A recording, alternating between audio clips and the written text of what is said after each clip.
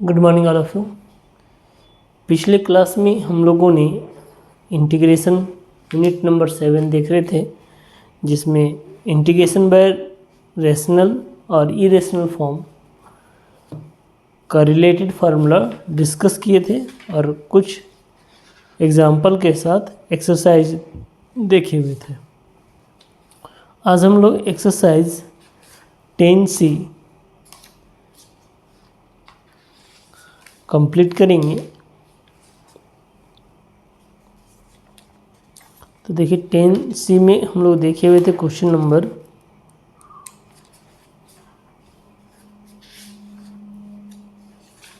5 तक। 10C में देखे थे क्वेश्चन नंबर 5 तक। आज हम लोग 6 से कंटिन्यू करते हैं exercise 10C।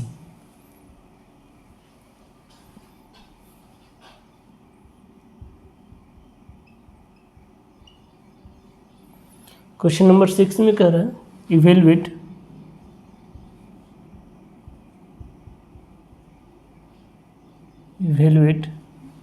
Integration of dx by x plus a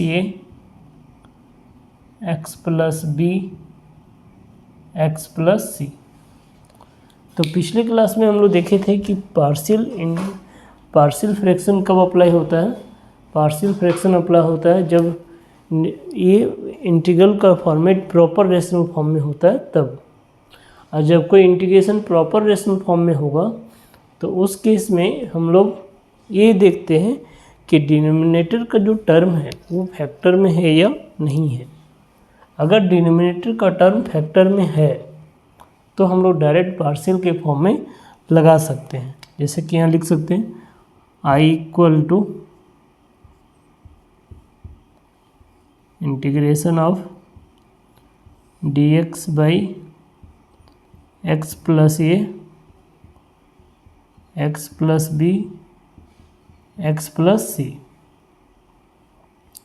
अब इसको पार्शियल फॉर्मेट में लिखना चाहेंगे तो यहाँ लिख सकते हैं 1, पहले लेफ्ट साइड लिखेंगे 1 by x plus a into x plus b into x plus c. This is equal to a by x plus a plus b by x plus b plus c by x plus c. This is equation number 1। ये आ जाएगा क्योंकि ये जो integration का term दिया हुआ already proper rational form में है। अब हम लोग इसको पार्शियल के फॉर्म में ऐसा लिख सकते हैं। अब राइट साइड में क्या करेंगे कि हम लोग एलसीएम लेके सॉल्व करेंगे। राइट साइड में एलसीएम लेके सॉल्व करेंगे तो देखिए क्या हो जाएगा। यहाँ पे लिख सकते हैं लेफ्ट साइड में तो वही रहेगा 1 बाई कितना x plus a x plus b और एक्स प्लस सी। राइट साइड में क्या आ जाएगा, राइट साइड में आ जाएगा एलसीएम लेने के बाद तीनों टर्म आएगा x plus a x plus b और एक्स प्लस सी। तो ए के साथ मल्टीप्लाई होगा x plus b and x plus b and x plus c. A के साथ मल्टीप्लाई हो कितना x plus b and x plus c. फिर बी के साथ क्या आएगा एक्स प्लस ए और एक्स प्लस सी। बी के साथ आएगा तो इसको अरेंज करके ऐसा लिखते हैं। यहाँ पे ये मिटाते हैं यहाँ से और इसका एलसीएम हो जाएगा कितना। This is equal to x plus a x plus b x plus c. A के साथ मल्टीप्लाई होगा x plus b into x plus c plus b के साथ मल्टीप्लाई होगा x plus a x plus c plus c के साथ आएगा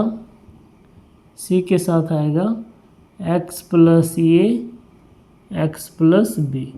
यहाँ से ऊपर लिख दिए, नीचे तो जगह नहीं बनेगा इसलिए ऊपर में लिख दिए एक्स प्लस ए और x plus B.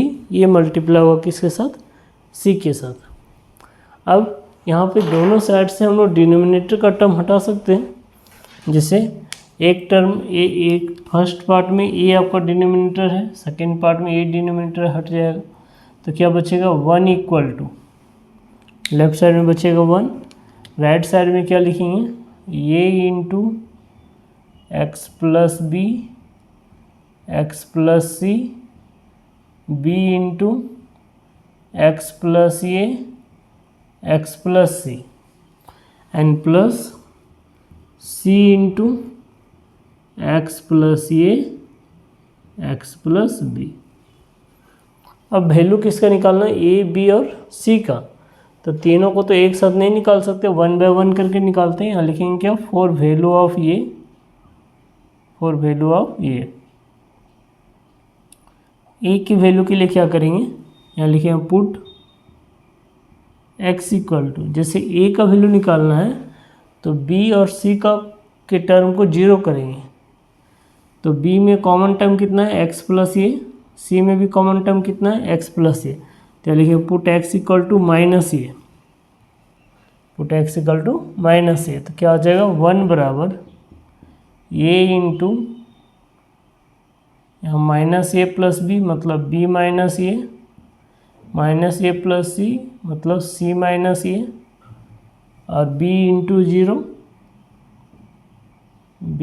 Zero plus c into zero. तो देयरफॉर ए का वैल्यू क्या आ जाएगा, देयरफॉर ए का वैल्यू आ जाएगा 1 बटा b minus a c minus ए। अब अगर हम लोग वैल्यू निकालना चाह रहे हैं बी का, ये लिखेंगे for value of B, for value of B, अगर बी का वैल्यू निकालना चाह रहे हैं तो ए और सी के टर्म को 0 करेंगे, ए और सी में कॉमन टर्म कितना है एक्स प्लस बी, तो लिखेंगे put x equal to minus b, तो 1 इक्वल टू हो जाएगा a into zero plus b into minus b plus a मतलब a minus b plus c मतलब c minus b and plus c into zero. तो therefore b बराबर 1 बटा a minus b c minus b, 1 बटा a minus b c minus b. Now for value of c, for value of सी, अगर सी का value निकालना चाह रहे हैं तो क्या करेंगे, ए और बी वाले टर्म को 0 करेंगे, तो ए और बी में कॉमन टर्म कितना है, दोनों का कॉमन टर्म है एक्स प्लस सी, तो लिखेंगे put x equal to minus c. कब, जब वैल्यू सी का निकालना चाह रहे हैं, तो माइनस सी पुट करेंगे तो क्या आ जाएगा 1 equal to A into zero plus b into zero plus c into a minus c b minus c and therefore c equal to 1 बटा a minus c and b minus c. तो a B और सी तीनों का value निकल गया। अब हम लोग लिखते हैं कहाँ से, from equation first, from equation first.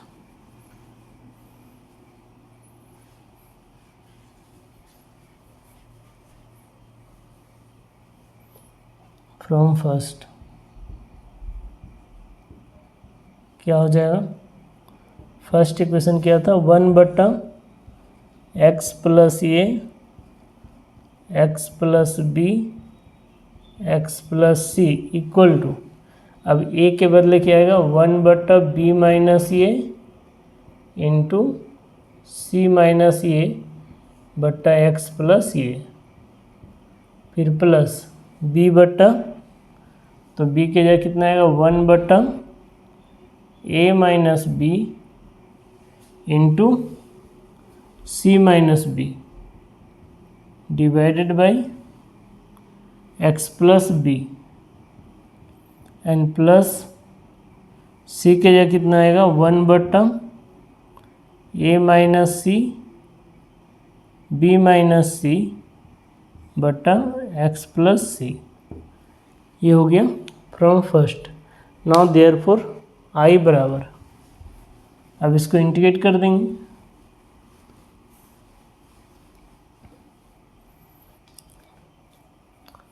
Therefore integration of 1 बट्टा x plus a x plus b x plus c d x, this is equal to 1 by b minus a into c minus a integration of 1 by x plus a d x. 1 by b minus a c minus a integration of x plus 1 by x plus a d x. Now plus इसका क्या आ जाएगा 1 by a minus b c minus B integration of 1 by x plus b d x, फिर plus 1 by a minus c b minus c integration of 1 by x plus c d x, x plus c d x, ऐसा आ जाएगा। तो therefore I बराबर क्या लिखाएगा, I equal to इसका ये जो बाहर में है वो ऐसे ही रहेगा 1 by b minus a c minus a log x plus a, यहाँ पे क्या आ जाएगा plus 1 by a minus b और c minus b and log of x plus b, फिर प्लस यहाँ से क्या आ जाएगा तीसरा term 1 by a minus c b minus c a minus c b minus c log of x plus c plus constant c. ये इसका answer हो जाएगा क्वेश्चन नंबर 6 का। नेक्स्ट हम लोग देखते हैं क्वेश्चन नंबर 7। 7 में कह रहा है क्या, 7 में कह रहा है evaluate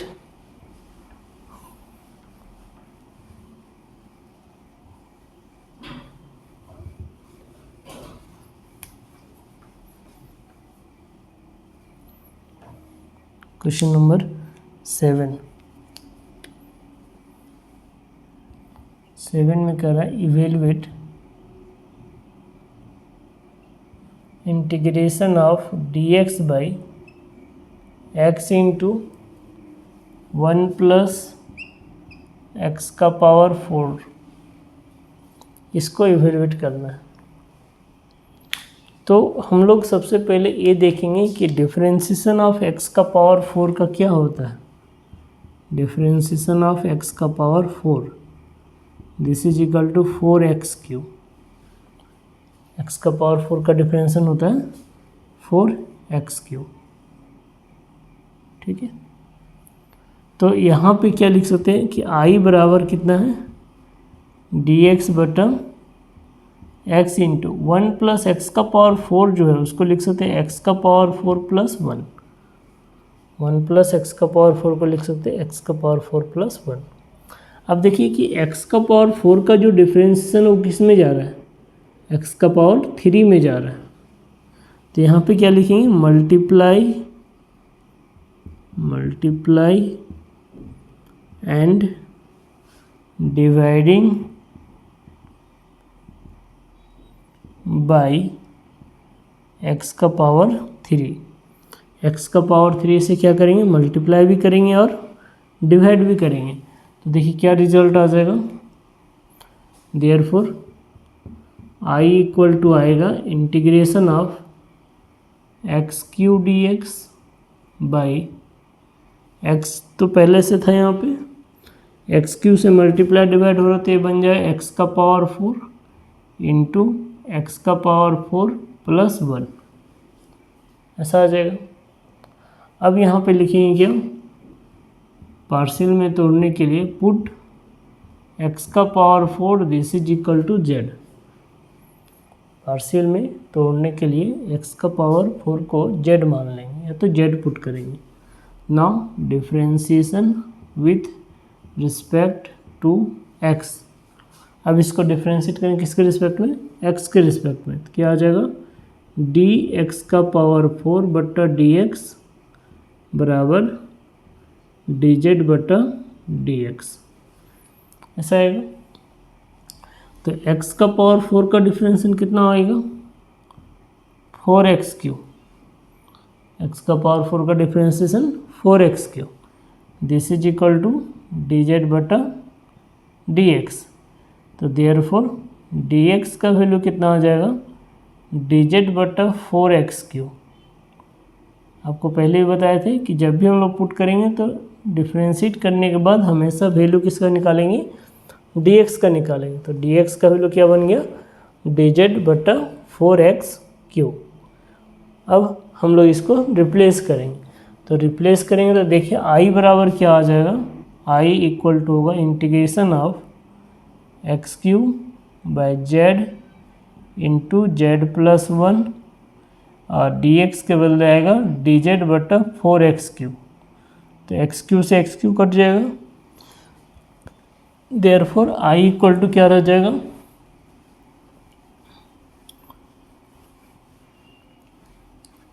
therefore i equal to हो जाएगा integration of D Z by z into z plus 1 और बाहर हम लोग 1/4 लिख सकते हैं।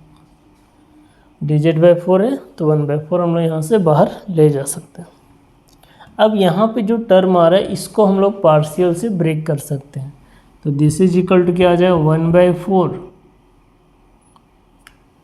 या तो अब हम लोग इसको अगर पार्शियल से ब्रेक करते हैं तो यहाँ लिख सकते हैं 1 z into z plus 1 this is equal to a by z plus b by z plus 1, a by z plus b by z plus 1, ये मान लेते हैं इक्वेशन नंबर 1। अब इधर राइट साइड में हम लोग एलसीएम लेके सिंप्लीफाई करेंगे तो यहाँ 1 by z into z plus 1 is equal to A into z plus 1 plus b into z बटा जेड इंटू जेड प्लस 1। तो दोनों साइड से जेड जेड प्लस 1 कट जाएगा यानी 1 इक्वल टू क्या आएगा a into z plus 1 plus b into z, ऐसा आएगा। अब हम लोग यहाँ पे एक बार ए का वैल्यू निकालेंगे एक बार बी का वैल्यू निकालेंगे। तो लिखते हैं for value of A put Z equal to 0। क्यों, क्योंकि जब ए का वैल्यू निकालेंगे तो बी वाले टर्म को 0 करना पड़ेगा। तो देखिए बी में सिर्फ क्या है, बी में सिर्फ जेड है, बी में सिर्फ जेड है, इसलिए हम लोग जेड का वैल्यू क्या पुट करेंगे 0। तो जब जेड का वैल्यू 0 पुट करेंगे तो क्या आ जाएगा, लेफ्ट साइड में आएगा 1, लेफ्ट साइड में आ जाएगा 1 और राइट साइड में आ जाएगा ये। तो यहाँ लिख सकते हैं therefore 1 equal to A into 0 plus 1 और प्लस बी इंटू 0, मतलब कि ए का वैल्यू कितना हो जाएगा 1। अब अगर हम लोग बी का वैल्यू निकालना चाह रहे हैं तो ए वाले को 0 कर देंगे। तो ये लिखेंगे for value of B, for B put Z equal to -1, क्योंकि हम लोग का वैल्यू किसका निकालना है बी का, तो ए वाले टर्म को 0 करना पड़ेगा। तो यहाँ देखिए यहाँ पे टर्म का कितना है z+1। अगर z का वैल्यू -1 पुट करेंगे तो -1 + 1 कट के क्या हो जाएगा 0। तो पुट z बराबर -1, तो यहाँ जाएगा 1 = a into -1 + 1 and plus b into -1। ये तो 0 हो जाएगा, मतलब 1 = हो जाएगा -b and therefore b = -1। b का वैल्यू क्या आ गया -1। अब हम लोग लिखेंगे फ्रॉम इक्वेशन 1, फ्रॉम फर्स्ट। तो फर्स्ट कितना है 1/z into z+1 equal to a का वैल्यू कितना 1/z, फिर प्लस -1/z+1। तो अब हम लोग दोनों साइड क्या कर सकते हैं, इंटीग्रेट कर सकते हैं एंड देयरफॉर i बराबर क्या हो जाएगा, therefore i = 1/4 integration of 1/z, z+1 के जगह क्या लिखेंगे 1/z minus plus minus 1/z+1 and dz, ऐसा लिखेंगे। दोनों को इंटीग्रेट करेंगे अलग अलग करके, तो देयरफॉर i बराबर क्या हो जाएगा 1/4 integration of 1/z dz minus integration of 1/z+1 dz and this is equal to 1/4 1/z का integration log z minus log z+1 and plus constant c, यानी कि i बराबर हो जाएगा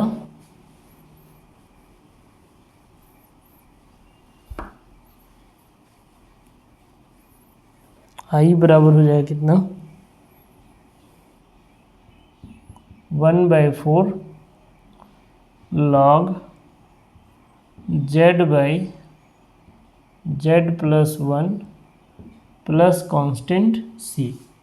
z का जो वैल्यू है उसको पुट कर सकते हैं। z का वैल्यू क्या था x⁴, तो लिख सकते हैं 1/4 log x⁴/x⁴+1 plus constant c।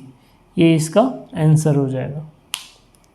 Next हम लोग देखते हैं क्वेश्चन नंबर 8 और इस एक्सरसाइज का लास्ट। करें integrate with respect to x।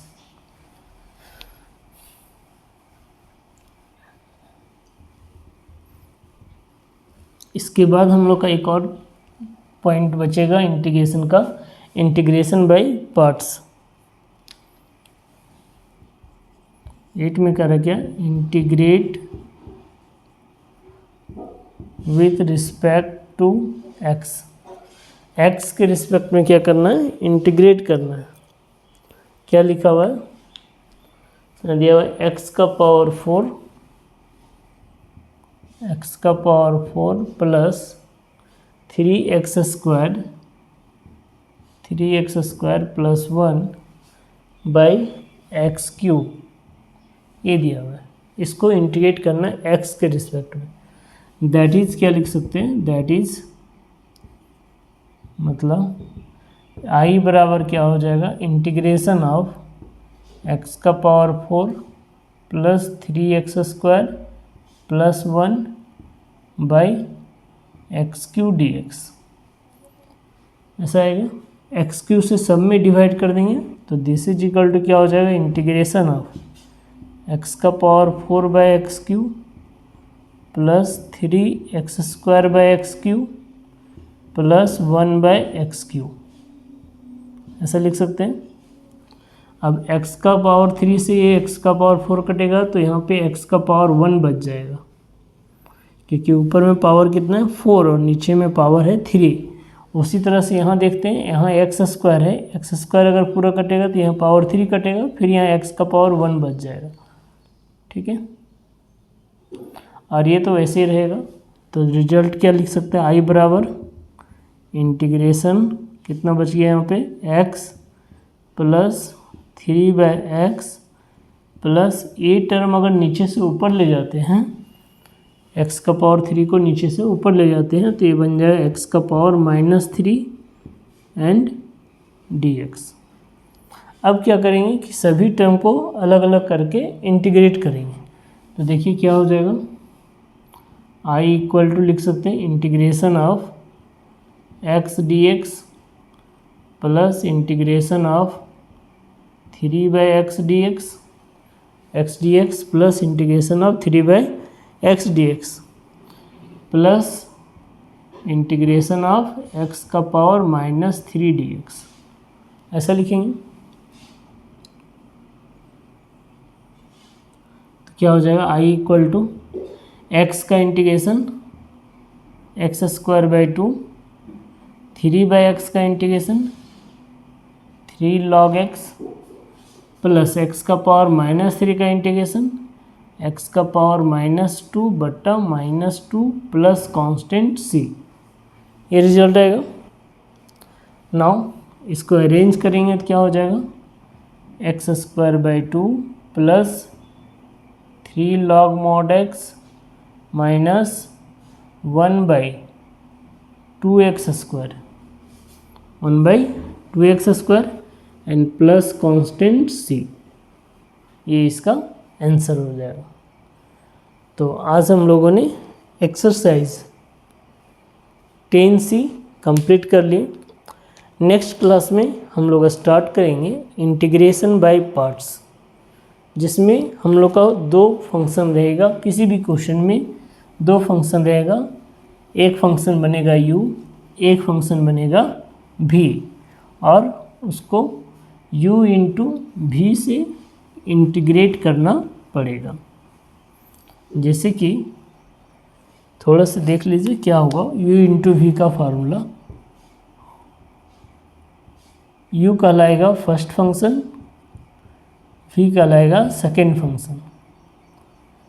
तो रूल क्या होता है कि फर्स्ट फंक्शन को छोड़ देते हैं, सेकेंड फंक्शन को इंटीग्रेट करेंगे, माइनस डिफ्रेंशिएट करेंगे फर्स्ट फंक्शन का एंड इंटीग्रेट करेंगे सेकेंड फंक्शन का। ओवरऑल इसका जो रिजल्ट बनेगा उसको फिर से इंटीग्रेट करेंगे। ये फार्मूला होता है किसका, u इंटू v का, जिसको हम लोग कह सकते हैं इंटीग्रेशन बाय पार्ट्स। तो आज के क्लास में ही तो रखते हैं, नेक्स्ट क्लास में हम लोग इंटीग्रेशन बाय पार्ट्स डिटेल से देखेंगे। Thank you.